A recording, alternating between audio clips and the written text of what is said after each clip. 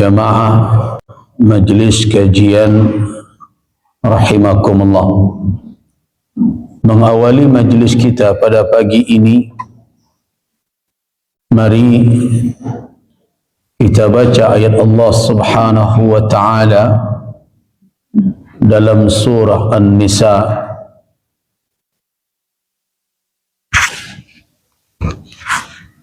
ayat yang ketiga sampai ayat yang kelima. Saya bacakan: A'udzubillahi minasyaitonir rajim. Wa in khiftum alla tuqsitu fil yatama fankihu ma taba lakum minan nisa'i mathna wa thulatha wa ruba'. فإن خفتم ألا تعدلوا فواحدة أو ما ملكت أيمانكم ذلك أدنى ألا تعولوا وآتوا النساء صدقاتهن نحلة فإن طبن لكم عن شيء منه نفسا فكلوه هنيئا مريئا ولا تؤتوا السفهاء أموالكم التي جعل الله لكم قياما وارزقوهم فيها واكسوهم وقولوا لهم قولا معروفا. Ibadallah, ayat ini merupakan ayat yang terkait dengan perkara nikah dan kewajiban untuk menyerahkan mahar kepada wanita. Mahar itu adalah hak dari istri. Jadi hati-hati ya bapak dan ibu tu ndak hak mintu tu. Mahar itu siapa yang punya, yang berhak? Istri. Nah, jadi setelah kita berbicara tentang arkan dan syurut, tentang rukun dan syarat pernikahan, ada beberapa persoalan yang perlu untuk kita ketahui sebagai ilmu dan juga mungkin bisa terjadi di dalam kehidupan kita. Setidaknya ada dua pertanyaan mendasar setelah kita jelaskan arkanun nikah, rukun nikah itu terdiri dari, yang pertama adalah sighat, yang terdiri dari ijab dan qabul, sudah kita jelaskan. Kemudian berikutnya al-aqidan, dua orang yang berakad, yaitu zauj, salon suami, dan wali, sudah juga kita jelaskan syarat-syaratnya.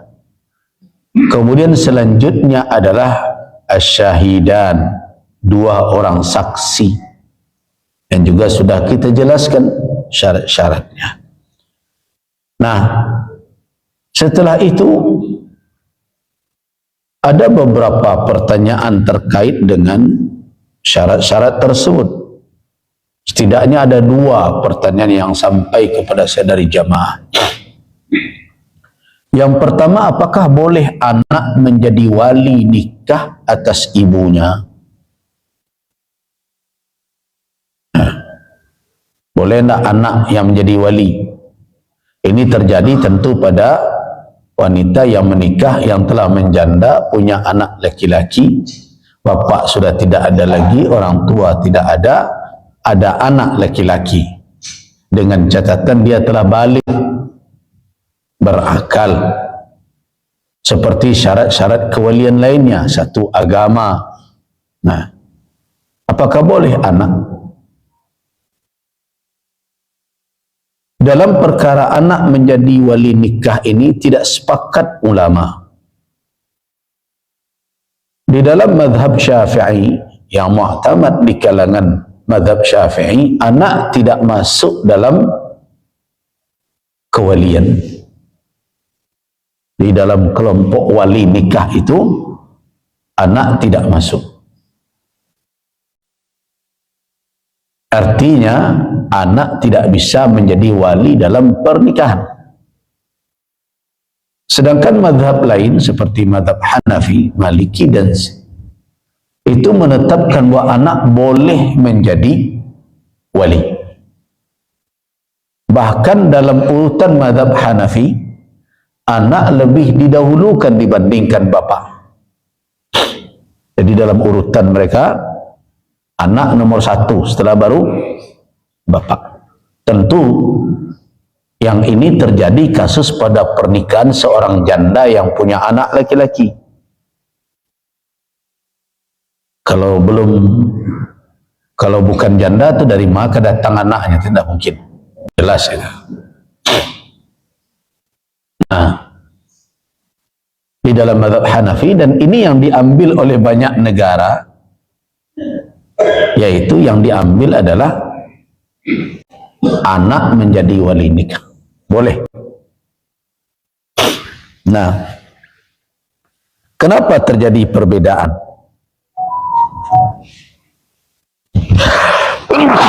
Maaf, saya agak flu.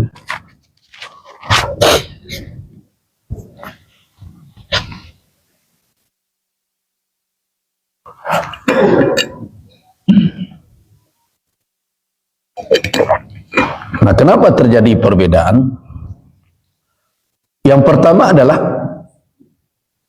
karena anak walaupun dia menjadi asabah dalam kewarisan, kalau kita baca dalam kitab Al-Hawil Kabir, kitab mazhab Syafi'i, walaupun anak menjadi asabah di dalam perkara kewarisan, makna asabah itu adalah laki-laki dari ahli waris yang berhak menguasai seluruh warisan yang tertinggal apabila ahli waris yang telah punya ketentuan tersendiri dalam kewarisan telah diberikan. Contoh saja, seseorang meninggal, tinggalkan istri, meninggalkan ibu. Nah, dengan demikian maka istri mendapat 1/8 karena ada anak, ibu mendapat 1/6, kan begitu? Nah, sisanya siapa yang menghabisi? Itu laki-laki yang terdekat. Kalau anak laki-laki yang tertinggal lagi setelah 2 ini, maka anak laki-laki yu'asib, menjadi ta'asib, mengambil seluruh sisa harta. Nah, itu asabah namanya. Nah, itu biasanya hak itu didapat oleh apa? Oleh siapa? Oleh laki-laki yang terdekat, yang paling utama kepada si mayat. Nah, anak memang berstatus demikian. Tapi dalam pernikahan, dalam mazhab Syafi'i tidak bisa dia menjadi wali. Alasannya apa? Alasan yang paling mendasar, anak tidak senasab dengan ibunya. Ya kan? Kalau di dalam syariat Islam, senasab awak anak awak tak. Ya enggak, dia menasab kapaknya. Dan awak sebagai ibu menasab kapak awak pula, kan gitu kan? Nah, karena tidak senasab. Sedangkan perkara kewalian itu lebih diserahkan kepada orang senasab dalam rangka menjaga kehormatan garis keturunan. Sedangkan anak dari sisi garis keturunan itu dalam pandangan mazhab Syafi'i itu tidak satu jalur. Anak bernasab ke bapaknya, kakeknya dan seterusnya, sedangkan ibu nasabnya berbeda. Nah, namun kenapa mazhab lain menetapkan? Mazhab lain menetapkan, ya, yang sejauh yang saya tahu, setidaknya ada 2 dalil yang menjadi rujukan. Yang pertama adalah kisah pernikahan Rasulullah SAW dengan Ummu Salamah. Ummu Salamah dinikahi oleh Rasul SAW setelah memiliki anak dengan Abu Salamah. Jadi istri Nabi itu semuanya kecuali Ummul Mukminin Aisyah dinikahi sudah dalam keadaan janda. Semuanya kecuali Aisyah binti Siddiq radhiyallahu anha. Yang lain, tapi bukan tua-tua pula. Ya, janda berkisar antara umur 30-an, 20-an lebih. Yang paling tua itu cuma Saudah bin Zam'ah. Yang lain tidak. Jadi masih terlalu muda tidak. Tapi jangan, jadi ada pula orang cerita boleh kalau mau bertambuh cari janda nang gaek-gaek, enggak begitu. Contoh Nabi tidak ada menikah yang terlalu tua-tua. Saudah bin Zam'ah saja yang tua. Kenapa? Bukan karena muda dan cantiknya. Nah, orang kan kalau berfikirkan ke sana perginya. Oh, berarti janda muda semua. Tidak ke sana arahnya. Karena istri-istri Nabi itu sebenarnya adalah tangan-tangan Nabi di dalam berdakwah. Nah, jadi tidak dipilih karena cantik dan mudanya, tetapi karena apa? Karena tugas dan peran dakwahnya. Karena itu ada yang dinikahi oleh Nabi, sebenarnya dia adalah keturunan dari tokoh Yahudi masuk Islam. Dengan keislaman dia, dengan dinikahinya, maka Sofiyah binti Huyai itu adalah seorang Yahudi dahulu. Ayahnya adalah pimpinan Yahudi. Ketika dinikahi oleh Nabi, maka kaumnya masuk Islam. Jadi ada pernikahan dengan alasan dakwah sebenarnya lebih banyak. Nah, kalau Ummul Mukminin Aisyah radhiyallahu anha kemudian hari terlihat oleh orang hikmahnya. Satu orang dari istri Nabi itu muda, cerdas, brilian.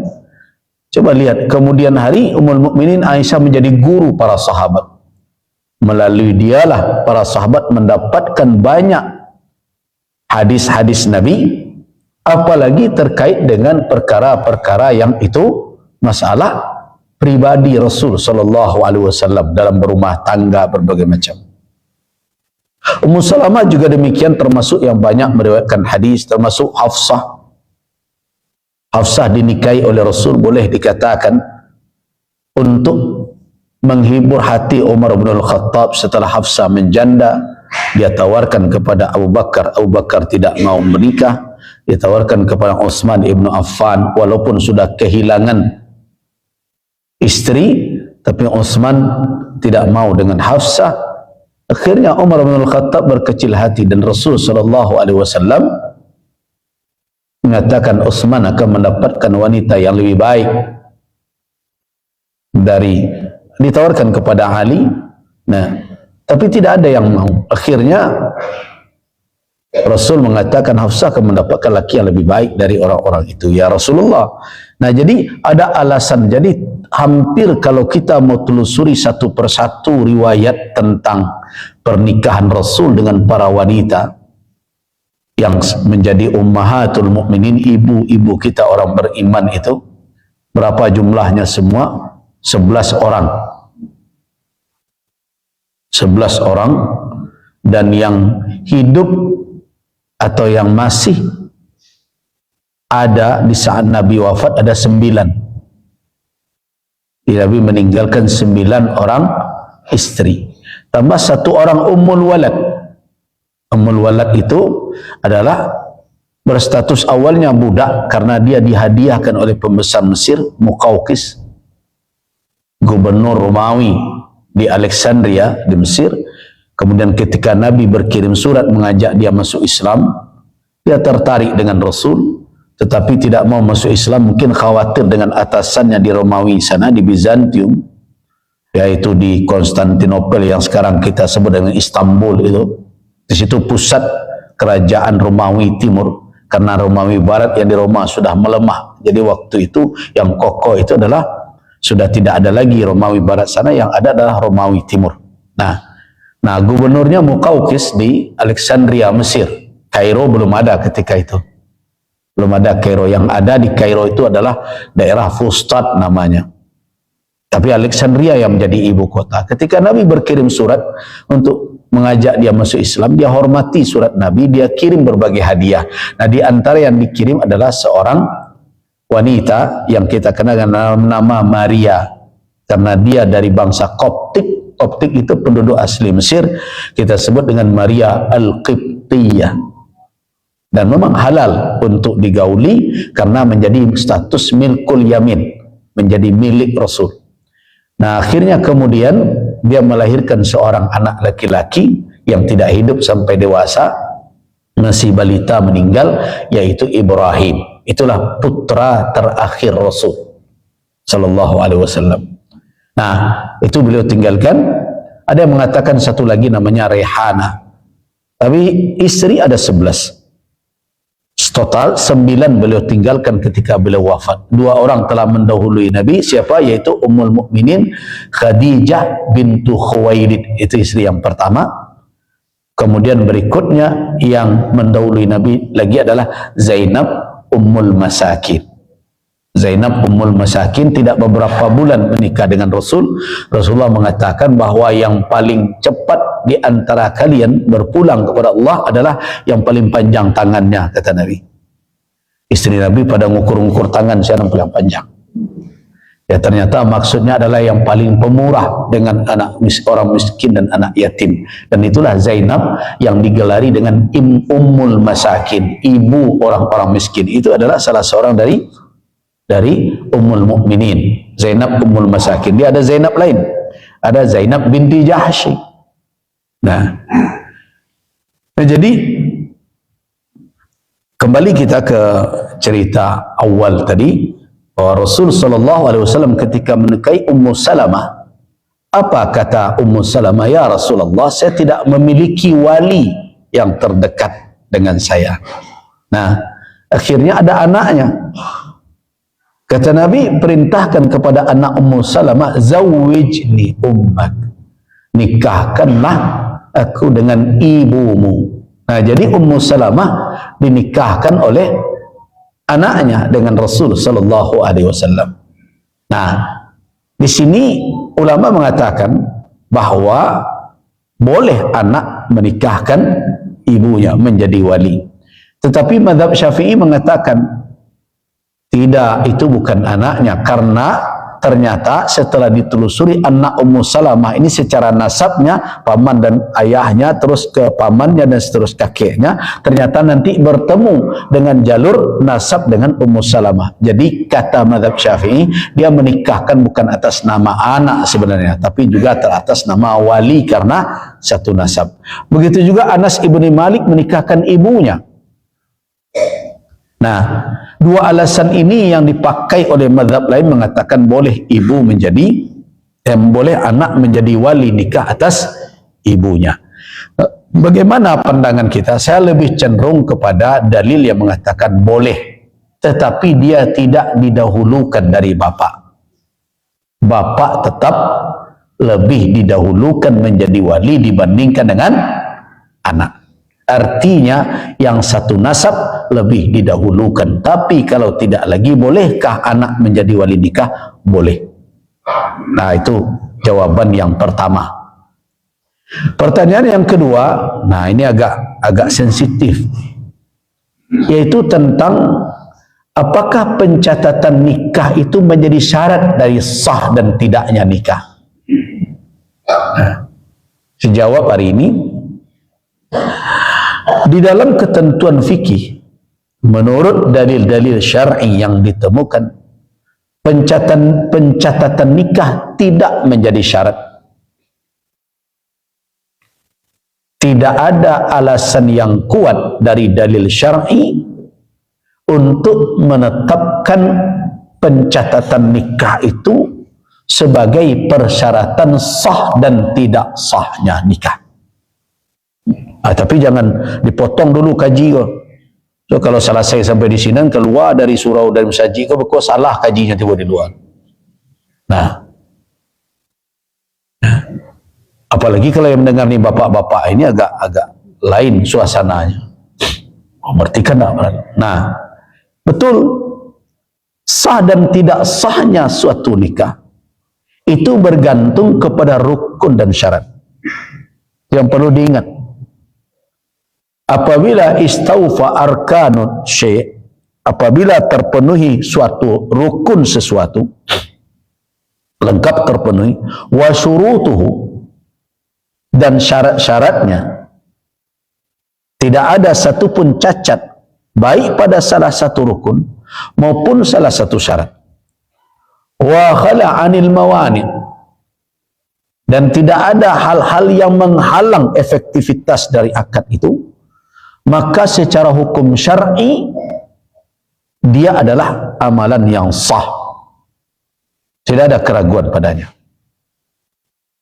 Selama terpenuhi rukun dan syaratnya, tidak ada cacatnya, tidak ada hal-hal yang menghalang wujudnya, maka jelas sesuatu itu sah secara syariat. Jadi kalau terjadi nikah, walinya jelas berhak menjadi wali, yang menikahinya jelas sah, boleh untuk menjadi calon suami, yang dinikahi juga halal untuk dinikahi, tidak ada hambatan apa-apa. Dia bukan istri orang, bukan pula mahram dia. Nah, kemudian dilakukan akad nikah dengan sigat yang benar dan ada saksi yang memenuhi persyaratan. Tinggal tidak dicatat oleh pihak yang diberikan kewenangan oleh penguasa di suatu negeri. Itu yang tidak. Nah, apakah pernikahan yang seperti itu di dalam ketentuan syariat sah atau tidak sah? Jawabannya adalah sah. Nah, sah adanya. Nah, kenapa? Karena sah dan tidak sah bergantung kepada rukun dan syarat. Belum ada sampai hari ini ulama mengemukakan alasan yang kuat menjadikan pencatatan itu syarat kesahihan nikah. Tidak ada. So kalau dijadikan syarat sahnya nikah, itu yang lalu tidak ada dan sah cialah je. Begitu. Jangan kata catat tanggal nikah saja tak tentu orang tua dulu. Semua tanggal lain. Nenek-nenek wak dulu wak tanya bila nek lain. Ketika gampo benang panjang adalah baru dan pandai berlari. Nah, gitu dia cerita. Dia tidak tahu. Nah, so itu akibatnya kalau dikatakan pencatatan itu syarat. Bagaimana dengan yang lalu yang tidak tercatat? Tu awak jadi anak tidak sah sadonya kok. Nanti yang orang tua kita tidak punya buku nikah, surat nikah. Nah, jadi karena itu penambahan syarat kemudian itu bermasalah. Nah, kalau toh nanti ada ditambah demi alasan kemaslahatan, maka dia tidak berdampak kepada sah dan batal. Itu makanya. Jadi di dalam perkara nikah siri ya, bukan nikah sirri. Nikah sirri, nikah rahasia namun. Nikah siri itu adalah nikah yang tidak dicatat oleh pihak yang berwenang, oleh KUA. Nikah siri namanya. Nah, di dalam perkara nikah siri ini perlu ada dahulu tafsil, rincian untuk menjawabnya sah atau tidak sah. Nah, nikah siri itu bisa terjadi dalam dua bentuk. Bentuk pertama terpenuhi rukun dan syarat seperti tadi, maka secara hukum pernikahannya di dalam ketentuan syariat adalah sah. Tapi ada bentuk yang kedua dari nikah siri, tidak jaleh saja rukun dan syarat tadi. Dan jadi wali kawan sama sealma mater denyo. Mana bisa dia jadi wali? Loh, kami dulu selokal, we ada alasan selokal. Nah, kemudian yang jadi saksi entah siapa-siapa, tidak jelas, artinya tidak terpenuhi rukun dan syaratnya. Walaupun dia ijab dan kabul, tapi walinya tidak wali, yang jadi saksinya tidak jelas, berbagai macam. Kalau cacat pada salah satu rukun dan syarat, jelas dia tidak sah, batal pernikahan itu. Nah, jadi nikah siri ada dua kemungkinan. Kemungkinan sah menurut ketentuan syariat dan kemungkinan tidak sah. Nanti dilihat sejauh mana terpenuhi rukun dan syaratnya. Nah, tetapi nikah siri itu diharamkan oleh ulama. Nah, bagaimana pula itu? Dia sah, tetapi diharamkan. Jadi sebenarnya dalam nikah siri itu ada dua ketentuan hukum. Ketentuan hukum pertama adalah hukum wadainya. Hukum wadai itu adalah hukum di mana syariat memberikan alamat atas sesuatu, label. Seperti rukhsah, azimah.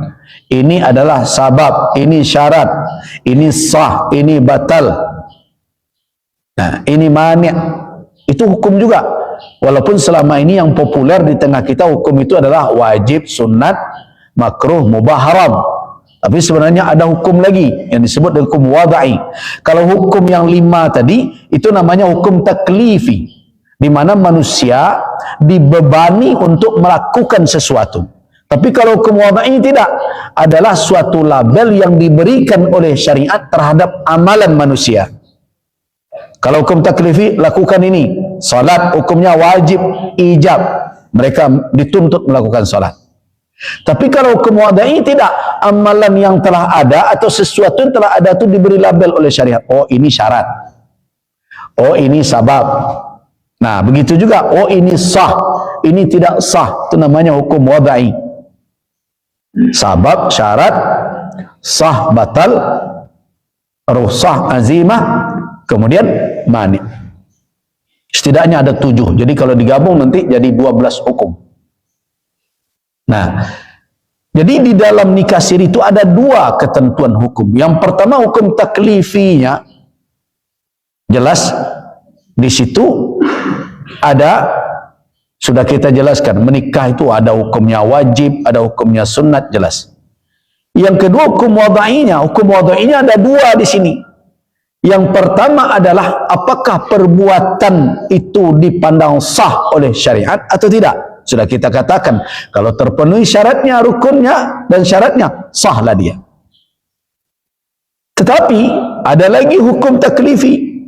Apakah seseorang boleh menempuh jalur nikah siri? Walaupun dia sah. Apakah boleh seseorang menempuh jalur nikah siri? Ulama mengatakan haram.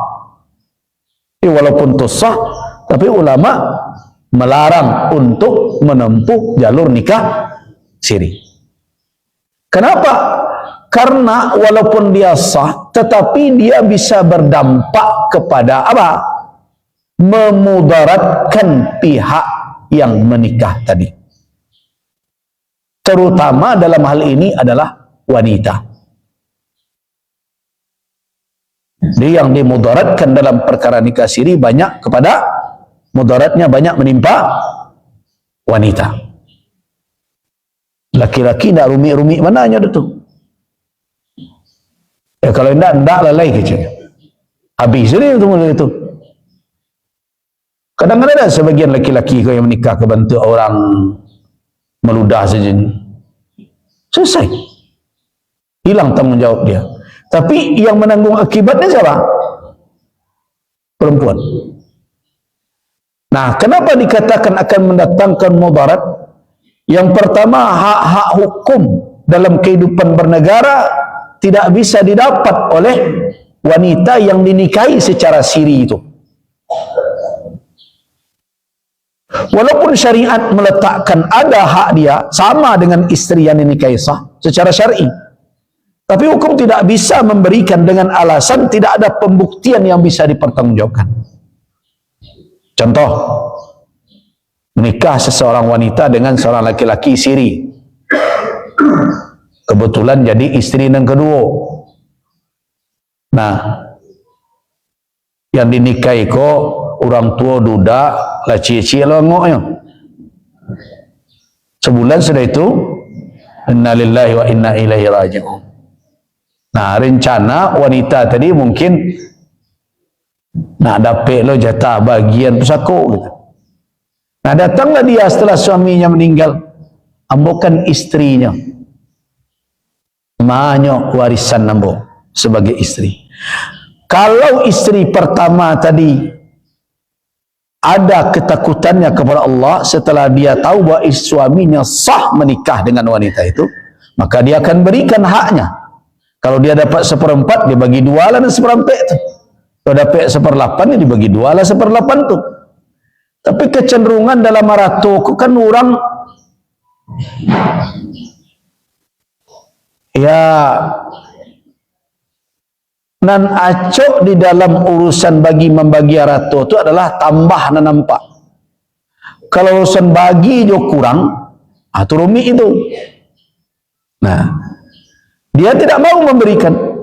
Ya jelas dia melanggar ketentuan syariat, tapi sejauh mana orang takut je syarak kini. Akhirnya dia akan katakan, kalau ia awak punya, awak isteri bila, cica tak tahu saja. Nikahnya bila, dah tahu orang bodoh. Nah, dengan itu, maka kemana wanita yang menjadi isteri kedua ni akan mengadu? Datang ke pengadilan diminta, mana bukti pernikahan? Ya tak ada, dia pergi. Saya kata salai, kau aku ke hakim. Akhirnya dia tidak mendapatkan haknya. Begitu juga nanti anaknya. Bagaimana dia membuat jalur nasabnya juga bermasalah kalau akan dikukuhkan dengan aturan-aturan yang ada. Nah, apalagi tidak sedikit wanita-wanita yang dinikahi secara siri ini digantung tidak bertali. Tahu gantung tak bertali? Nyo masih sebagai istri tapi tidak dipulangi, tidak diagih nafkah. Dicara ini tidak pula. Kamu akan mengadu kepada pengadilan. Pengadilan bertanya, apa buktinya ibu menjadi istri bapak itu? Diberikan surat salai tadi. Oh, itu tidak bisa dijadikan pegangan hukum. Nah, akhirnya wanita ini terkatung-katunglah bertemu dengan laki-laki yang tidak bertanggung jawab. Sehingga akhirnya apa? Menjadi istri tetap, dinafkahi tidak, dilepaskan juga tidak. Teraniaya. Apalagi kalau ada anak lagi. Karena tidak bisa dituntut secara hukum. Nah, karena itulah makanya ulama, karena ada mudarat, murtaqab yang akan menimpa salah satu pihak, maka ulama mengharamkan untuk menempuh jalur nikah siri. Diharuskan demi kemaslahatan untuk mencatatkan pernikahan. Catatkan. Mau istri nang kabar, pokoknya catatkan secara resmi. Tandonya yo nak jawab, takutnya mencatatkan. Tapi biasanya takut di adonan pertama ko. Nah, itu yang saya katakan, negara aku lah talonsong sebenarnya. Tapi tidak mau suruh. Talonsong apa? Talonsong membuat persyaratan poligami itu nembak serupa untuk masuk ke lubang jarum. Itulah akhirnya banyak orang mengambil jalur nikah siri tadi. Banyak ambil jalur itu. Kenapa? Sebab ada persyaratan untuk menambah istri itu tidak mungkin dapat saja. Nah, kan ada je ya. Ada tu tidak bara. Tidak bara tu nadir namanya, jarang namanya. Ada kaedah mengecekkan an-nadir kal ma'dum. Nan jarang tu sama je tak ada. Ada nan bisa, tapi banyak. Mayoritas tidak. Apa syaratnya? Izin istri pertama. Sialo pedusing ke maizin lakinya berbini je lain. Nah, rumit itu. So itulah main perasaan kan. Dibaca na ayat Quran 3 kali kayaknya. Quran bacanya Quran namun tak reda. Tapi apakah wanita tidak reda atau tidak senang suaminya menikah itu berdosa? Tidak pula dah. Jadi kalau seorang istri tidak suka suaminya menikah lagi, tidak berdosa istri.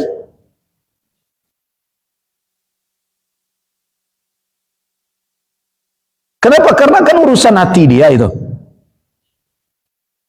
Jadi kecemburuan itu merupakan bahagian yang melekat pada wanita. Tidak bisa dihilangkan. Malah kawan yang saya nyoto disuruh-suruhnya, kadang agak bertanya, mana kok disuruhnya? Lelah lah bosannya kok. Perangkainya sudah menyesuaikan, saya tak begitu kecilnya. Nah, ketika dia tidak mengizinkan, itu adalah tabiat wanita. Nah, karena itu semestinya di dalam aturan tidak digantungkan izin itu kepada yang tidak akan memberi izin. Nah, di situ telongsongnya pakai izin istri. Bila lah istri mengizinkan laki menikah, tapi itu tidak banyak. Nah, jadi karena itu nadir, jarang itu terjadi. Nah, karena itulah makanya syariat tidak mensyaratkan nikah kedua tu izin istri pertama. Tidak ada di dalam syariat. Nah, tidak ada dalam syariat. Bisa Pak fahami itu kan? Baik. Pak paham mana kalau itu? Tidak perlu izin istri pertama. Tetapi nikah untuk kedua tu oleh syarak indak lo dia gih bak cek kosong Pak. Kau agak rumit Pak mikirnya Pak. Jadi mentang-mentang tidak ada izin, bukan cek kosong bila nak menikah sajalah. Tidak. Nah, disitulah ayat tadi perlu. Fa in khiftum alla ta'dilu. Jadi yang harus ditinjau bagi orang yang hendak menikah lebih dari satu adalah bagaimana kesiapan dia untuk berlaku adil antar istrinya. Jadi bukan nanti dicuba dulu adil taruh ke indak balik cik, tak itu pemahamannya dah. Kan ada sebagian orang laki-laki memang begini. Yo kalau wak surang tu tak tahu wak adil indaknya dah ya wak cuba lalu gak bertiga. Nah, kalau le adil taruh ke indak kurang cik lagi. Nah, calik berdua. Kalau berdua le adil bertahan, kalau indak baru tinggal seorang. Tidak begitu memahaminya. Ayat ini kan jelas-jelas fa in khiftum. Khiftum itu fi'il madhi, artinya telah ada. Lihat kemampuan kamu. Kemudian Allah ta'dilu ke depan. Jadi kalau dalam dirimu ada suatu kekhawatiran, sudah ada, kamu tidak akan berlaku adil, fawahidatan, cukup satu saja. Nah, begitu memahaminya. Artinya laki-laki juga harus mengukur diri, bukan perkara selera kok. Nah, kebanyakan orang kadang menikah lebih dari satu hanya memperturutkan selera ingin menikah lagi itu, syahwat saja. Bukan begitu. Tetapi harus melihat diri mampu tidak, kemampuan yang telah ada untuk menikah lebih dari satu. Nah, kalau kamu khawatir, maka syariat mengatakan satu saja. Nah, tentu kemampuan untuk berlaku adil itu harus memperhatikan situasi dan kondisi di mana kehidupan sedang berjalan. Jadi tidak bisa gaya lama. Orang kalau kamu nikah dari 2, 3, sampai biasanya nyo ambil nenek moyangnya tu. Alasannya, ini dan dulu berenam. Ini nyo. Pada dulu bertiganya. Apanya? Tapi kondisi itu menentukan. Kini orang tak serupa dulu dah. Dulu menikah mana berampek, berbeda negari. Tak serupa kini keadaan. Kenapa? Dahulu tanggungjawab kaum itu tinggi. Jadi istri tidak mendapat panuk. Kadang sebagian wanita dahulu menikahnya mendapat tua sajalah jadi tu. Nikah je orang kadang orang berpangkek walaupun pulang sekali sebulan. Nah, karena itu bagi orang dahulu tidak penting perkara harta dulu. Apalagi kalau orang tua orang-orang terpandang di tengah masyarakat, kehormatan yang penting. Itu yang terjadi dahulu. Saya pernah cerita di sini. Ada orang menikah sekian banyak anaknya, sehingga lupanya juga anaknya. Kalau lah berkumpul satu diimbau seorang, oh yang kemarilah. Lah tiba muka, yo pak, ang siana muangkonya. Lupa. Ya pernah kejadian dulu, wanita bertemu dengan seorang laki-laki di pasar, seorang bapak, saponya dek produksi. Dan, yo, terus itu, agak laki-laki tadi, rasa-rasa kenal, badak kenal, bukan bini udan ketiga dulu. Yo. Itu dek lupa. Nah, Jadi kondisi seperti itu dahulu. Nah, sekarang tantangannya tentu berbeda. Jadi pertimbangannya khiftum itu bukan takui ke bini masalahnya. Nah, sekarang ini kan enggak. Orang tidak menikah kedua karena takut dengan istrinya, tidak. Tapi ketakutan dalam Al-Quran itu ketakutan tidak berlaku adil. Kenapa? Karena ancaman seorang laki-laki yang menikah lebih dari satu tidak berbuat adil antara istrinya. Ja'a yaumal qiyamah, datang di hari kiamat nanti wasaqquha, salah satu badan itu ma'il, artinya pincang jalannya di akhirat kelak, ditonton oleh orang banyak. Itu tanda bini banyak dulu celik apa? Tidak adil gitu. Jadi orang takut dipermalukan kelak di hari manusia dihimpun. Ketakutan itu lebih besar. Nah, karena itu kemampuan berbuat adil itu harus menjadi pertimbangan. Nah, karena itu tidak bisa diserahkan kepada laki-laki juga kalau kita mau mewujudkan kemaslahatan di dalam kehidupan berumah tangga. Makanya saya sudah berulang kali pernah mengatakan, sebenarnya tidak usah sarahkan ke pedusi izin loh. So pedusi tidak akan bagi izin loh. Itu normalnya tuh. Dan salah lo ke laki-laki. Laki-laki kok mampu sesado kecilnya kok. Nah, karena itu saya dulu pernah menyampaikan, sudah diberikan saja hak untuk melihat kemampuan itu kepada pengadilan. Jadi siapa nak menikah lebih dari itu, ajukan dahulu ke pengadilan.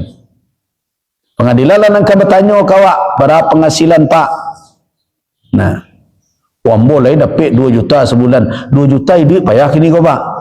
Surang saya tak makan 10 hari kau pak. Kau tambah surang lain. Nah, begitu pengadilan akan menilai itu. Nah, kemudian bisa pengadilan mensyaratkan, coba buat tes kesehatan, psikotes. Ternyata bersuruh, bapak aku cocok dengan ibu ini. Jadi tambah lu seorang lain kena tangan dia. Ya, tak bisa ini. Nah, jadi ada persyaratan yang terukur. Nah, dengan demikian, maka ada ukuran-ukuran. Saya lebih cenderung ke sana. Kenapa? Mana kau tak dilapis keinginan laki-laki? Karena tidak bisa disangkal pula hari ini bahwa tingkat ketakwaan, ketakutan orang kepada Allah, rasa tanggung jawab kepada istri dan anak-anak itu juga mulai menurun hari ini. Coba cari. Ya, jadi untuk menjaga agar rumah tangga ini harmonis dan aman, urusan poligami itu saya lebih cenderung indah izin istri, karena memang tidak menjadi syarat di dalam syariat.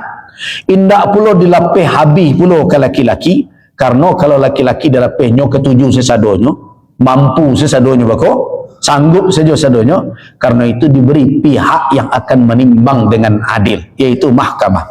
Mahkamah yang berikan. Ada dapat SIM dari mahkamah itu silakanlah. Nah, itu kecenderungannya. Tapi kalau tidak mampu atau secara personal dia menilai dan surang saja mungkin alun terayomi, anak sekian banyak dan harus ditanggung dengan pendidikan kini yang menjadi suatu hal yang sangat pokok di dalam kehidupan, mungkin orang ini akan lebih berfikir dengan kemampuan baik fisiknya maupun finansialnya, cukup satu sajalah. Nah, itu bukan suatu hal yang haram, pilihan yang seperti itu. Nah, jadi begitu. Jadi tidak boleh lo kecekkan, oh poligami itu tidak adil. Kalau itu menentang Al-Quranul Karim namanya. Jadi wanita-wanita harus menyadari hal itu. Al-Quran jangan ditentang. Karena Allah Subhanahu wa taala ketika mengizinkan sesuatu pasti ada maslahat di balik itu. Kalau Allah mengharamkan sesuatu, pasti ada madarat dan mafsadat, ada kemudaratan yang akan menimpa. Tetapi jangan pergunakan hak dan kewenangan itu secara serampangan. Karena itu syariat memberikan quyud namanya, batasan-batasan, kriteria-kriteria, syarat-syarat, agar jangan orang seenaknya saja. Nah, dengan demikian, maka kalau ini diterima, maka tidak ada ketakutan bagi orang yang mampu untuk menikah secara resmi. Jadi lahirnya nikah siri ini salah satu faktornya karena itu orang nak bertambuh, nyo mampu tapi tidak dapat izin, nyo tampulah jalan siri tadi itu. Itu salah satu penyebab. Cuma banyak tak orang yang menyadari secara hukum bahwa pilihan itu menimbulkan resiko. Nah, kalau akan dikatakan batal nikah siri yang terpenuhi syarat, tidak ada alasan untuk mengatakan batal. Tetapi ulama telah menyatakan bahwa menempuh jalur nikah siri itu haram hukumnya. Kenapa? Karena berpotensi mendatangkan mudarat dan mafsadat, terutama untuk wanita. Karena itu jana muah, kini tergantung wanita. Jana muah dinikahi secara siri. Kalau ia sungguh dijawab, bawa tuah ke KUA, berjale-jale, apa masalahnya? Nah, kalau nak nama dia takut je isterinya, kata ni ayah waktunya penakut je bini, nambah lebih ni cik lain. Nah, jadi karena itu jangan mau wanita, saya bukan menghasut tapi mendorong gitu ya. Jangan mau dinikahi secara siri. Yang sudah terlanjur nikahi secara siri, minta urus dia sekarang ke pengadilan. Isbatkan nikah supaya jangan teraniaya di kemudian hari. Sebab kalau tidak ada pembuktian itu, banyak hak-hak wanita akan hilang walaupun syariat menetapkannya. Nah, ini bukan cerita orang, tapi sekian kali pengalaman orang bertanya kepada saya, bertemu kondisi seperti itu, tidak bisa diapa-apakan. Mau bagaimana lagi? Ada yang dinikahi secara siri tapi tidak dipulangi bertahun-tahun, kedipangan. Nah, kadanglah ada orang lain nanti bo, saya katakan ibu tidak bisa menikah. Kenapa? Karena status ibu adalah istrinya.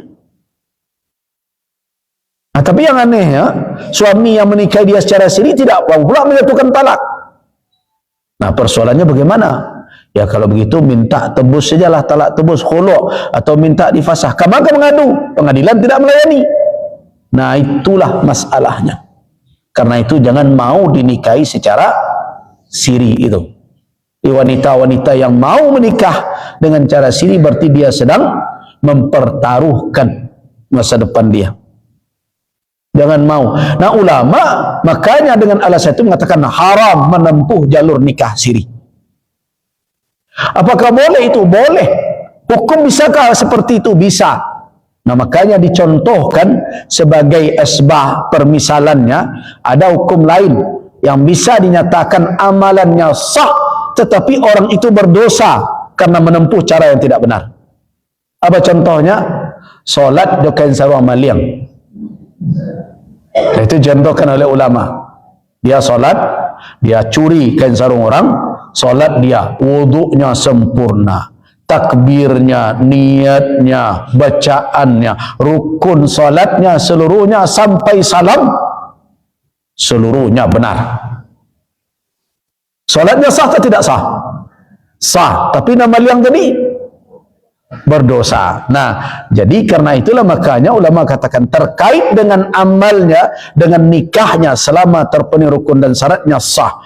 Tetapi cara yang dia tempuh dengan jalur siri itu tidak mencatatkan hukumnya haram. Jadi dia berdosa karena menempuh cara yang haram, yang mendatangkan kemudaratan yang bisa sudah diperkirakan dekat menimpanya atau salah seorang dari pasangan itu.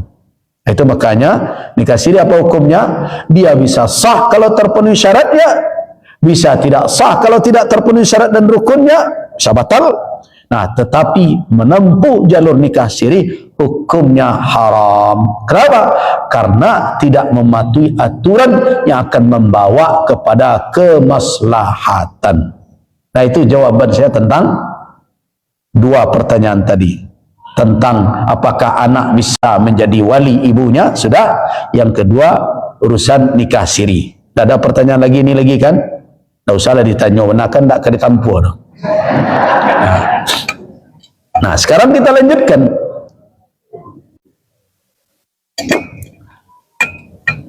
Ada satu lagi yang menjadi kewajiban dari akad nikah tersebut. Apa itu? Yaitu sedekah, atau yang juga disebut dengan mahar. Kita lanjutkan membaca ayat tadi. Ayat 4-nya surah An-Nisa. Wa atun nisaa sadaqatihinna nihlatan. Wa atun nisa, datangkanlah atau berikanlah. Wa atu, panjang ya. Kalau ata datang. Kalau ata datangkan artinya berikan. Nah, an-nisa kepada para wanita.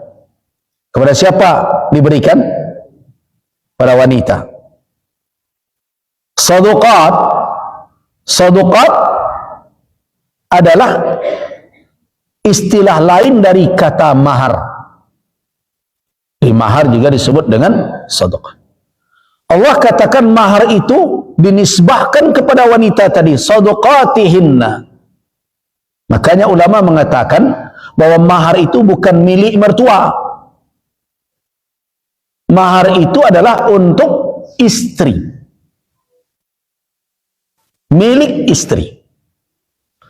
Nihlatan, kata nihlah ini ada dua makna. Ada yang mengatakan makna nihlatan ini adalah fardan, wujub, kewajiban. Yang kedua ada maknanya adalah tibun nafs, kerelaan. Jadi rela, kewajiban yang harus dijalankan dengan keikhlasan. Oleh siapa? Oleh yang memberikan. Siapa yang memberikannya? Suami. Nah, dari sinilah para ulama merumuskan apa yang dimaksud dengan mahar. Apa yang dimaksud dengan mahar tersebut? Apa yang dimaksud dengan mahar atau sedekah? Mahar adalah adalah sesuatu yang bersifat finansial, malun. Jadi jangan yang tidak punya nilai finansial. Jadi jangan ada pula nanti yang menikah tapi dengan memberikan segenggam tanah. Nah, ada nilainya itu. Walaupun demi cinta ya, nah itu. Dengan segenggam debu, tidak ada artinya. Nah, tapi kalau segenggam emas boleh, karena punya nilai mal. Karena itu dia adalah mal, harta yang diberikan oleh seorang suami li zaujatihi, kepada istrinya, bisababi aqdin nikahi, disebabkan akad pernikahan. Jadi nanti mahar itu menjadi kewajiban karena ada akad. Jadi sebelum akad terjadi, jangan minta mahar ke laki-laki. Jika ada sebagian dari anak-anak muda kita yang menempuh jalan pacaran, alun mengalah minta itu mahar wak sudah jadi bini si alun itu. Nah, makanya kita kan pernah mengkaji tentang pertunangan. Segala bentuk pemberian yang laki-laki di masa pertunangan, kalau itu terkait dengan mahar, apabila pertunangan batal, maka yang terkait yang ada urusannya atau yang masuk kategori mahar dikembalikan kepada laki-laki, tidak halal dikuasai oleh pihak calon perempuan. Kenapa? Karena mahar itu baru dia menjadi kewajiban, menjadi hak bagi istri dengan adanya akad yang sah. Sebelum ada akad, maka mahar tidak bisa dikuasai. Jadi kalau ada orang yang mempersiapkan pernikahan itu baru titipan, bukan hak milik. Kemudian yang kedua yang perlu dicatat dari penjelasan ulama tadi adalah mal. Dia harus bersifat memiliki nilai finansial, harta. Harta itu belum tentu benda, bisa jadi jasa, tapi mendatangkan nilai finansial. Nah, itu makanya Nabi SAW menikahkan sahabat dengan seorang wanita yang menghibahkan dirinya kepada Nabi. Kan wanita datang kepada Rasul menghibahkan dirinya, terserah engkau mau apakan saya, mau jadikan istri atau. Nabi tidak mau menikah ketika itu. Kemudian datang sahabat beliau itu, ya Rasulullah, kalau engkau tidak mau menikah dengan dia, nikahkan saja saya dengan dia, kata sahabat. Kata Nabi, kamu punya apa? Saya tidak punya apa-apa. Cincin dari besi pun enggak. Ini orang kere betul, tapi tidak menikah juga. Nah, akhirnya Nabi mengatakan, engkau ada tak hafal Al-Quran? Ada. Nah, kalau begitu saya nikahkan engkau dengan dia, bima, dengan Al-Quran yang ada dalam hafalanmu, engkau ajarkan kepadanya. Kenapa diajarkan? Dengan pengajaran itu dia berhak mendapatkan finansial, jasa. Nah, jasa itulah yang menjadi mahar dia. Nah artinya apa? Bahwa ulama mengatakan bahwa mahar itu bersifat mutakawwam, punya nilai maliyah, punya nilai finansialnya. Nah, dari sini banyak akan muncul pertanyaan. Terus, apakah harus disyaratkan mahar itu baru dia afdal atau tidak afdal, jenis harta tertentu? Tidak. Jadi tidak ada alasan untuk mengatakan bahwa jenis mahar yang afdal itu seperangkat alat sholat. Tidak ada itu. Nah, awak itu nama buik-buik.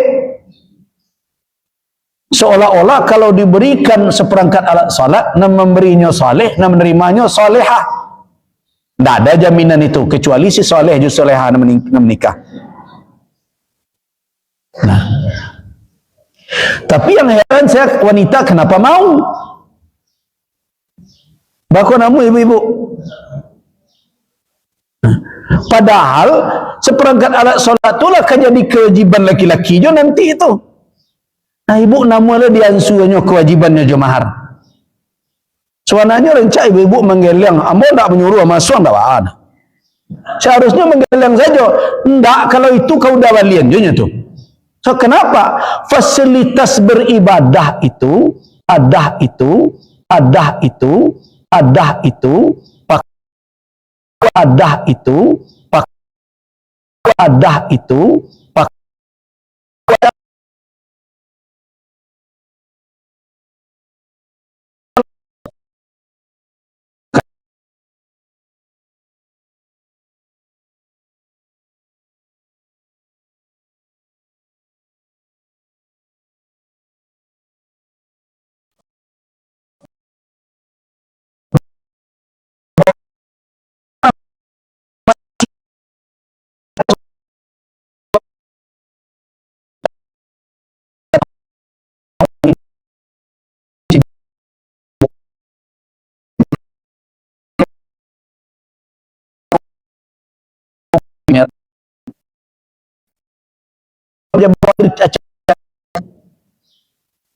ada awak bangga lo tu, lihat lah apa tu cara murid Nabi hadir solat sebelah rumahnya, ada di rumah ada tiba.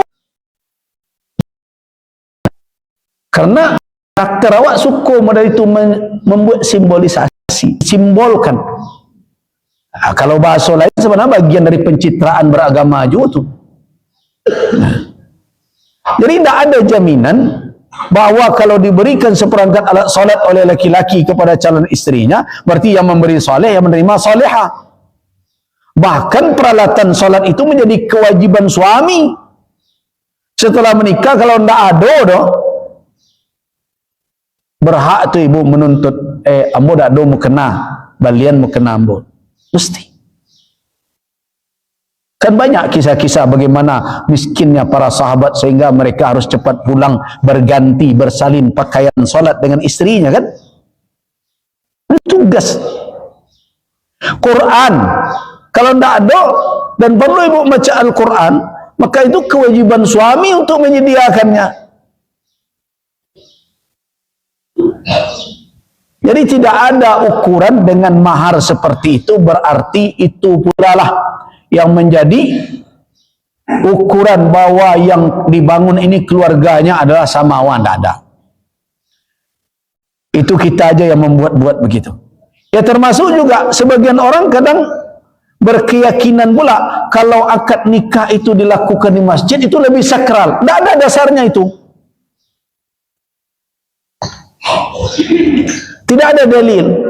You kan ke rumah Allah, betul rumah Allah, tapi tidak semua amalan, tidak semua ibadah, tidak semua petunjuk syariat, perintah syariat itu kalau dijalankan di rumah Allah ini afdal dibandingkan dengan di luar. Tidak semua. Perkara afdaliyah itu harus bersandar kepada dalil, kepada nas. Bukan berdasarkan kira-kira kita, bukan berdasarkan agak-agak awak. Ada nas yang menetapkan. Karena itu, apakah seluruh solat dilakukan di masjid ini afdal? Tidak. Yang afdal dilakukan di masjid ini apa? Al-maktubah, solat yang wajib. Solat sunat di mana afdalnya? Di rumah malah. Jadi itu yang menunjukkan bahwa jangan dibuat ukuran masing-masing sendiri-sendiri saja. Nah, disikolah masalah awak. Wak jadikan kalau di musaji itu kan lebih sakral, tidak lebih, bahkan tidak sedikit orang yang melakukan akad nikah di masjid bisa berdosa karena tidak menjaga adab di rumah Allah.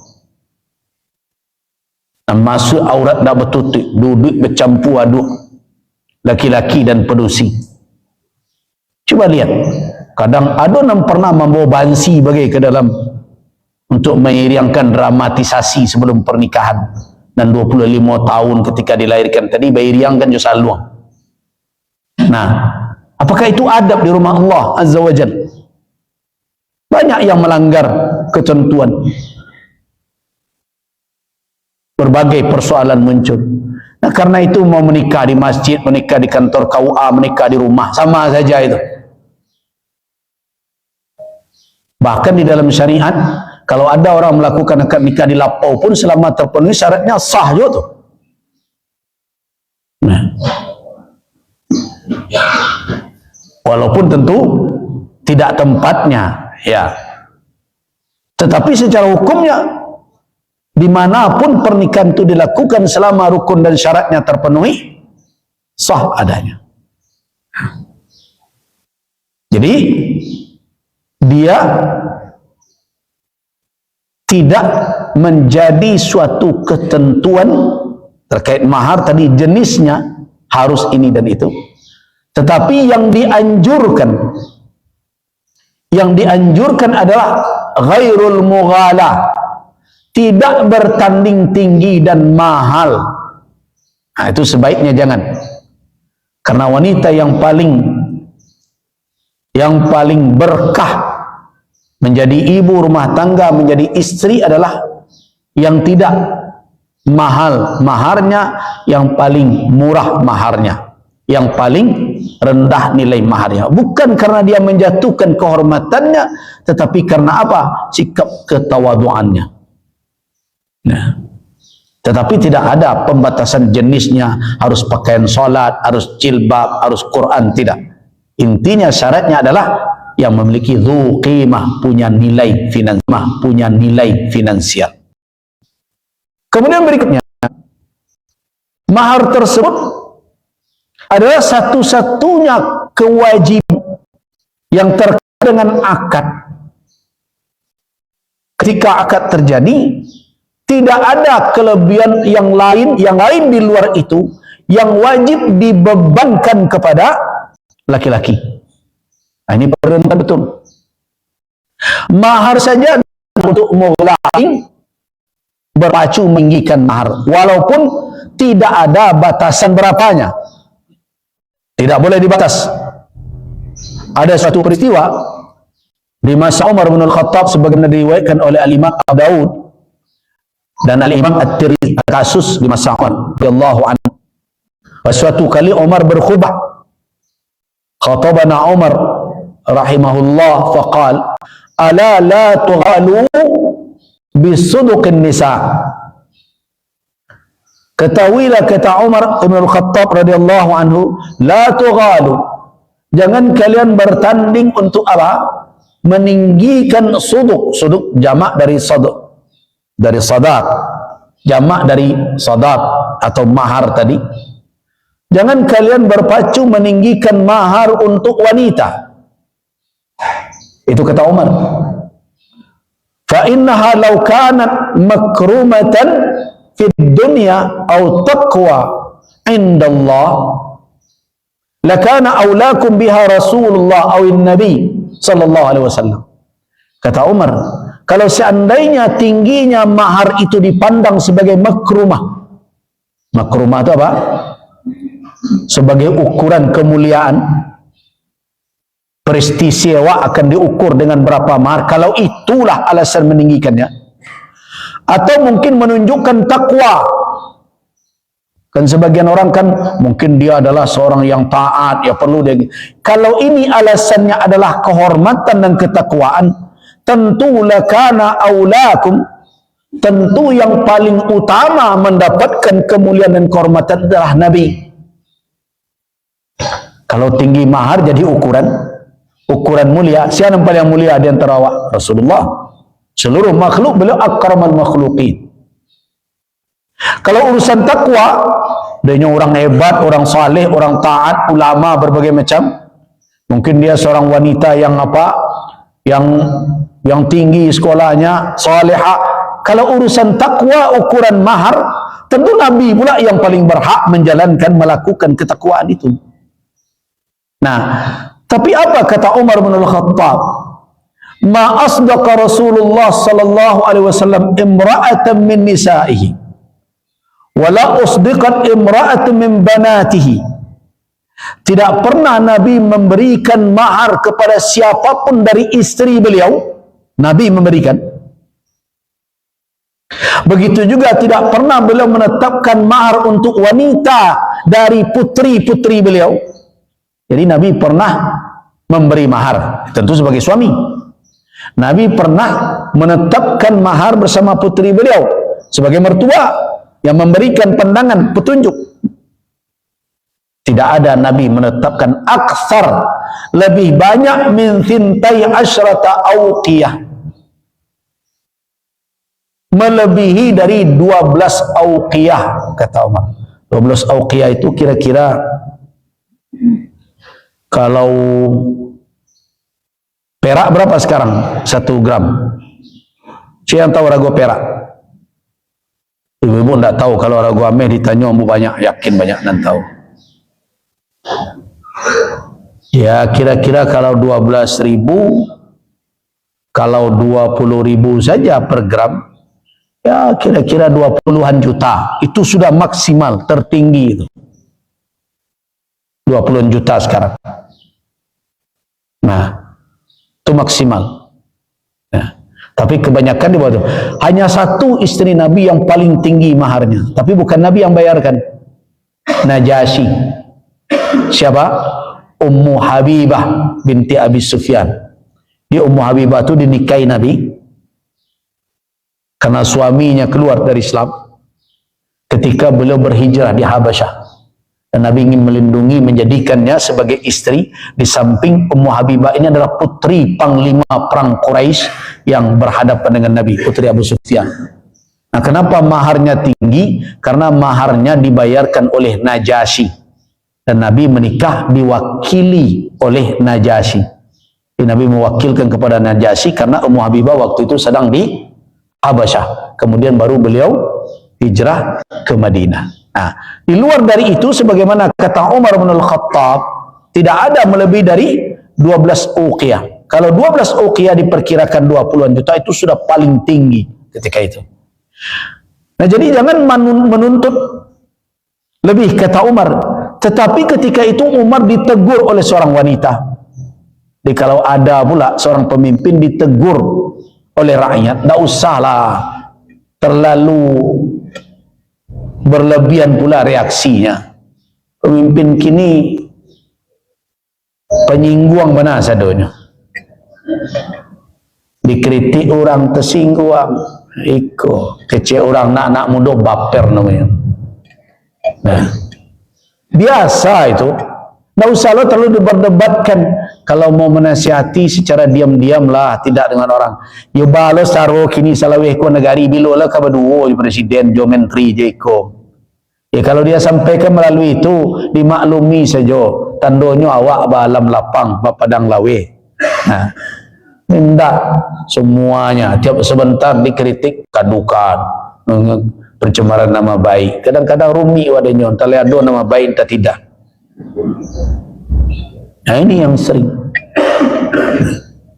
Jadi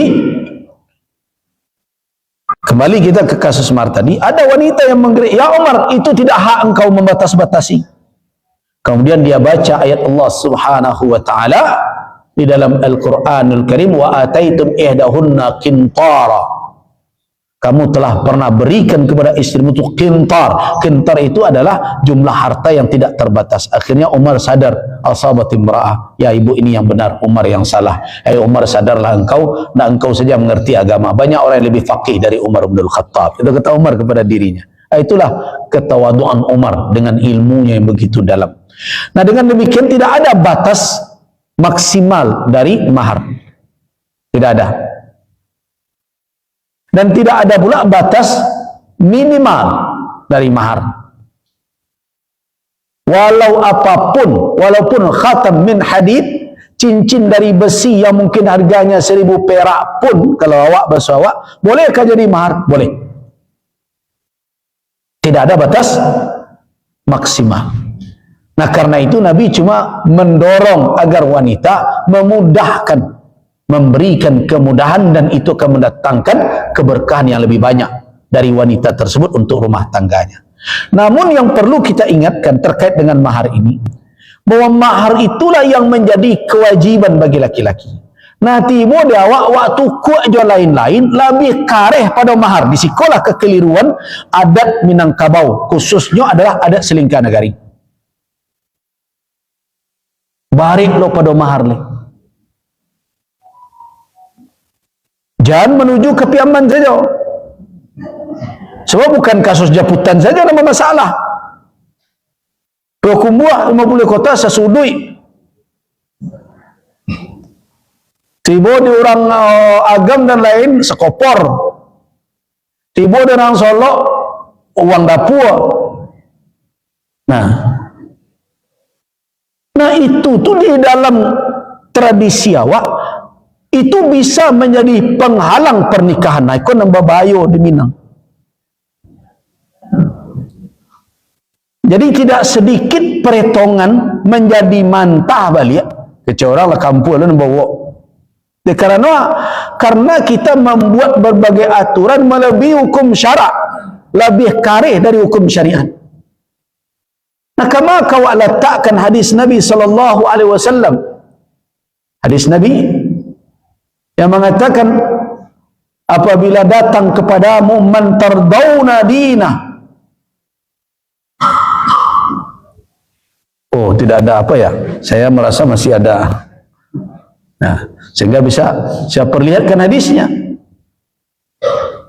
Nah, kata Nabi sallallahu alaihi wasallam, apabila datang kepadamu man tardawna, atakum man tardawna dinahu, wa khuluquhu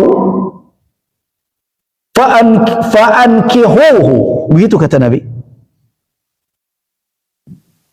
Illa taf'aluhu takun fitnatun fil ardi wa fasadun kabirun. Ini perlu diingat betul. Kau nak perlu nang kaji kau ni mamak kau. Nah, idza ataakum, apabila datang kepadamu man tardawna dinah, orang yang engkau radai dinahu, agamanya, tadayun dia, komitmen dia beragama tampak, wa khuluqah, dan akhlaknya. Kata Nabi apa? Fa'ankihu, nikahkanlah dia dengan putrimu atau dengan wanita yang berada di dalam kewalian. Inna taf'alu, jika kamu tidak melakukan hal yang demikian, tidak kamu nikahkan, apalagi mencari alasan, membuat alasan untuk menggagalkan berbagai macam. Takun fitnatun fil ardi, akan terjadi fitnah di muka bumi, wa fasadun kabirun, dan fasad, kerusakan yang besar. Nah, Kemudian ada lagi yang bertanya, ya Rasulullah, in kana fi, ada yang akan bertanya, kalau begini bagaimana Rasul? Mungkin akan mempertanyakan kalau kurang begini. Diulang lagi oleh Nabi, idza ja'akum man tardawna dina, kalau datang orang yang telah engkau redai agamanya, wa khuluqah, dan akhlaknya, fa'ankihu, nikahkanlah, kata Nabi. Jadi itu harus menjadi pertimbangan pertama bagi para wali, bagi keluarga. Mamak-mamak, yang aneh sekarang mamak kau lebih berkuasa lo dari bapak urusan menikah. Padahal kewenangan kewalian itu adalah keputusan Allah. Kewenangan mamak itu kewenangan adat. Nah seharusnya adik kau basandi jo, sandi sara. Karena itu tidak boleh seseorang menjadi penghalang pernikahan bukan dengan alasan yang menjadi ketentuan wajib di dalam ketentuan syariat. Itulah nan perkara wang jabutan tak bersesuaian, perkara wang dapur nan tak sesuai juga ndak. Nah padahal kalau kita mau berfikir lebih panjang, sebenarnya apa yang kita minta itu kemudian menjadi kewajiban juga bagi seorang laki-laki. Ya taruhlah kena misalnya, wah bu adik misalnya mau pulang kota, saya sudui IC-nya lemari, alai P2. Kalau dak nyoba lian so di mana kalau kan nyoba lian juga tu. Nah, kalau di agam dia mampu sekopor, di bawah sinan anduknya, tak kebar anduknya boleh.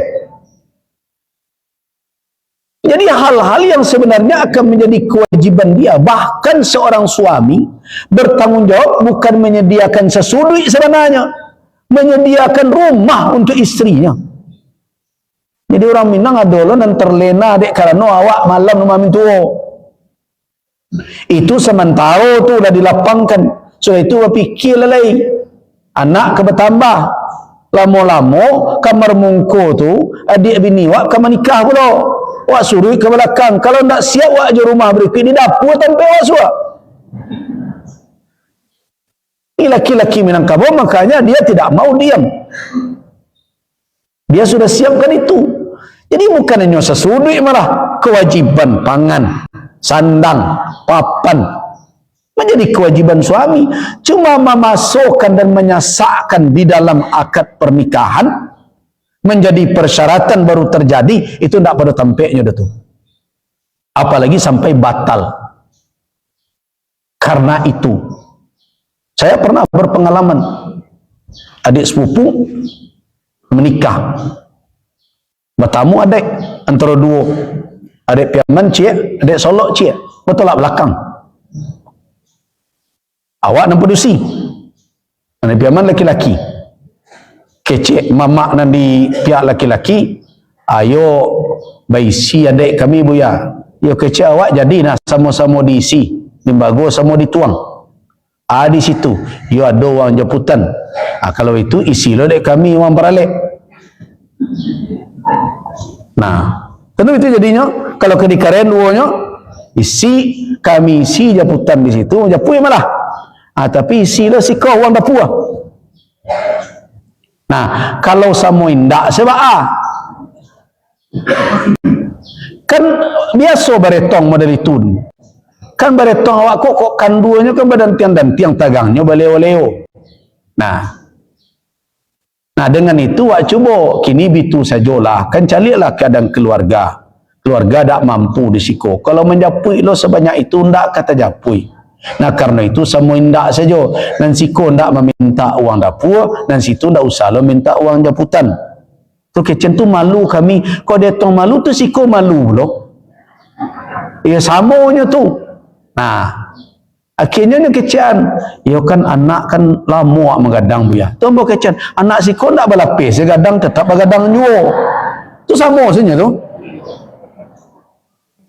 Ya kan payah awak menggadang anak sinan senang payah menggadang anak siko. Dah ada anak sudahlah ia dipediasa gadang surang, dah ada bergadangnya. Bacarian makan sama saja. Nah, Sampai terakhir itu nandak lama terdengar. Ayo ke ndak uang gubalo ke lah buyan. Dia kami di siko dak ada orang nama gubaloan tu. Sampai model itu ndak tersuai tongan. Karena keluarga juga nak mampu. Akhirnya putus hitungan ndak jadi perhitungan itu dilanjutkan.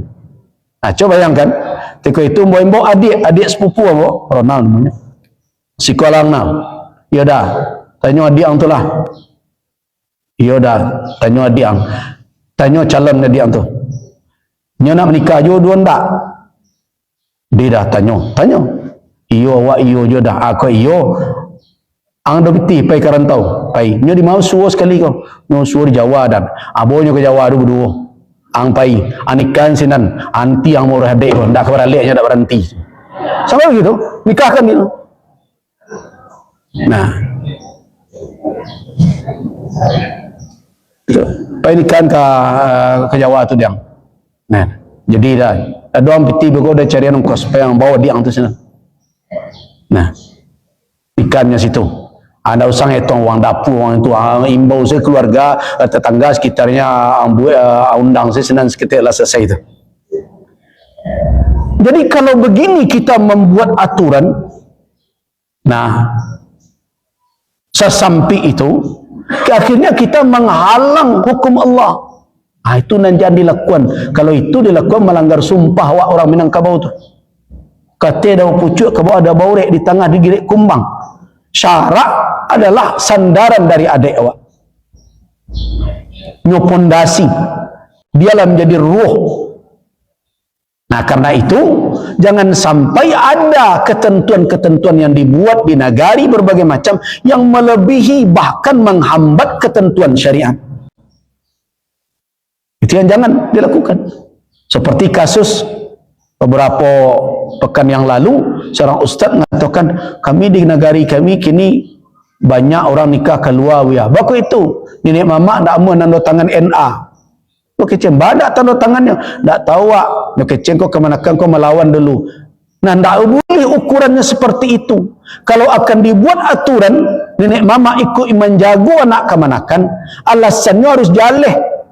Jandek kerana kau adik awak kau dulu dak aman tanda tangan awak ke menggadai itu berang kayaknya, berang ke anaknya, keberalik anaknya dak tanda tangan NA-nya. Zalim itu mama seperti itu. Dan tidak boleh nenek mama berkata mutlak kalau dak diambo. Ingat, kewenangan yang didapat oleh nenek mama di negari, di kaum itu kewenangan adat. Sedangkan kewenangan orang tua saja yang diberikan oleh Allah bisa dicabut. Masa kewenangan adat tak boleh? Lebih lah tu aturan adat daripada aturan Allah. Kewenangan orang tua bolehkah dicabut? Boleh. Kalau terjadi pertikaian, itu dikatakan wali adal namanya. Kalau terjadi pertikaian antara anak dengan orang tua, kemudian diajukan ke pihak yang berwenang, kepada mahkamah, ke hakim, dilihat apakah bapak ini punya alasan enggan menikahkan anaknya.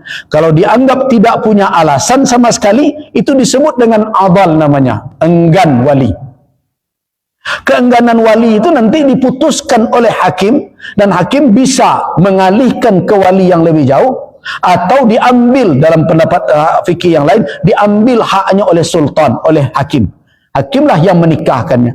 Nah, kalau kewalian saja yang kewenangannya dari syariat, dari Allah Azza wa Jalla, bisa untuk ditarik, abanang ke kewenangan mama bersedagang putih.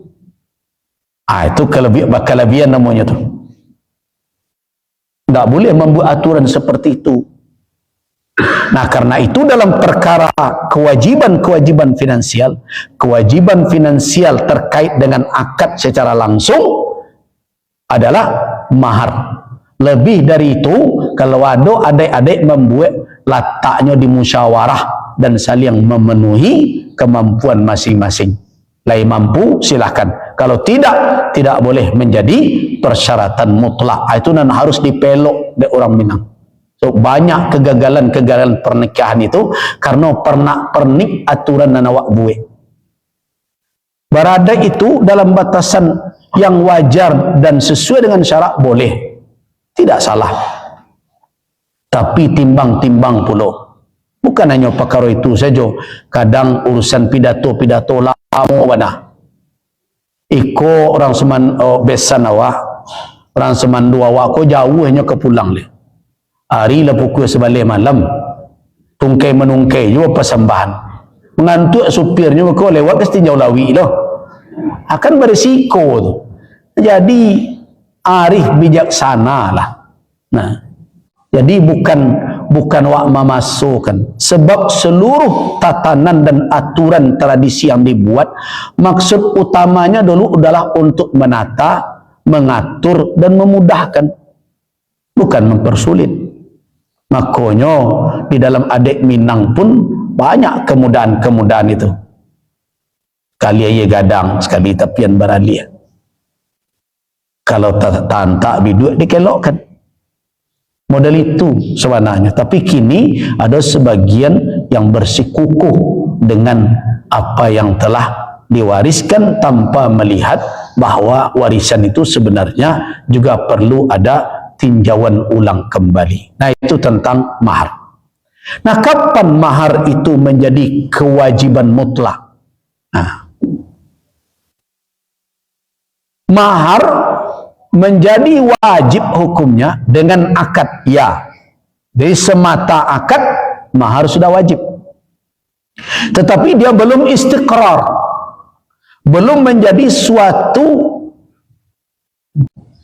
hak yang istiqrar, yang menetap pada perempuan, pada wanita secara mutlak dan total, kecuali setelah terjadi dukhul, telah terjadi hubungan suami istri yang real.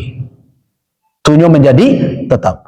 Sebab kalau tidak, misalnya tidak terjadi hubungan suami istri, apakah mahar ini menjadi istiqrar, menjadi tetap secara mutlak? Tidak. Perhatikan maaf, firman Allah Subhanahu wa taala ayat 237 dalam surat Al-Baqarah. Perhatikan yang punya Al-Quran. Jadi walaupun maharlah disabui, mungkinlah diterima di tangan. Apakah mahar itu menjadi ketentuan mutlak, bisa dimiliki secara total? Belum. Dia sudah menjadi hak, tapi belum tentu seluruhnya. Perhatikan 237. Apa bunyinya? Wa in talaqtumuhunna min qabli an tamassuhunna wa qad faradtum lahunna faridatan fa nisfu ma faradtum illa an ya'funa aw ya'fu alladhi bi yadihi 'uqdatun nikah. Dan jika kamu mentalak mereka, istri-istri itu, min qabli an tamassuhunna, sebelum kamu sentuh mereka, belum terjadi pergaulan suami istri, wa qad faradtum lahunna faridatan, dan kamu telah tetapkan jumlah mahar. Berapa yang bisa didapat oleh istri yang belum disentuh tadi ketika ditalak sebelum itu? Fanisfu, hanya separuh. Tapi kalau sudah bergaul, tidak ada cerita lagi, keseluruhannya istaqarra fi milki, keseluruhan menjadi hak milik. Nah, itu makanya dikatakan kewajiban memang telah ada dengan akad, tapi istiqrar kepemilikan secara keseluruhan baru terjadi ketika ada hubungan suami istri. Nah, karena itu dengan alasan itulah makanya mahar apabila tidak dibayarkan secara nakdan itu tunai, kan boleh mahar tak tunai? Boleh mahar tu ansuran. Misalnya mahar 3 juta, 3 kali ansur. Ya bolehkah? Boleh, sah. Yang penting wanita menerima dengan walinya, setuju 3 kali ansur. Tak adanya, lah sudah. Sah. Nah, cuma karena mahar ini seperti ada kaitan erat dengan pergaulan langsung, dengan hubungan suami istri, maka ulama memfatwakan sebelum utang kau lunas, nah kemudian istri enggan untuk bersama dengan suami berhubungan, apakah istri dianggap nusus, durhaka? Enggak. Baku itu utang lunan saya lain. Nah, itu kira-kira.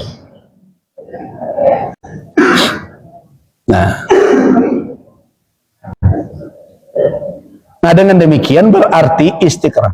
Mahar hukumnya wajib, tetapi istiqrar, ketetapan mahar itu baru menjadi hak milik mutlak dari istri, dengan catatan kalau telah terjadi pergaulan suami istri. Nah, karena ini adalah milik istri, maka tidak boleh ada ya, di dalam akad nikah tersebut perampasan dari dia, tidak dari pihak suami. Nah, kau nak cok terjadi. Sudah bagian kayaknya ambil lihat. Saya pernah bertemu tuh seorang suami bagi mahar, saya itulah selesai nikah, ngagi 200.000. Pas luar pulang, pas keluar dari musajid, habis nikah minta gitil rokok. Ini bagaimana ini laki-laki? Nah, dari mungkulan minta tuh sagar lebih ini tadi bagi lebih tadi beli. Padahal itu nihlatan, pemberian untuk dia, ya, pemberian untuk dia yang menjadi kewajiban bagi suami. Jadi itu milik dia. Di mahar itu nanti tidak menjadi, kalau seandainya maharnya satu rumah ya, pada prinsipnya mahar itu kalau terjadi perceraian nanti tidak masuk harta gonogini itu tuh. Mahar itu milik dia. Sama dengan warisan yang didapat oleh istri atau oleh suami tidak masuk menjadi harta bersama. Hibah tidak masuk harta bersama, karena yang masuk kategori harta bersama itu adalah penghasilan yang diusahakan. Nah, tapi kalau berdasarkan hibah masuk, hibah masukkah? Tidak.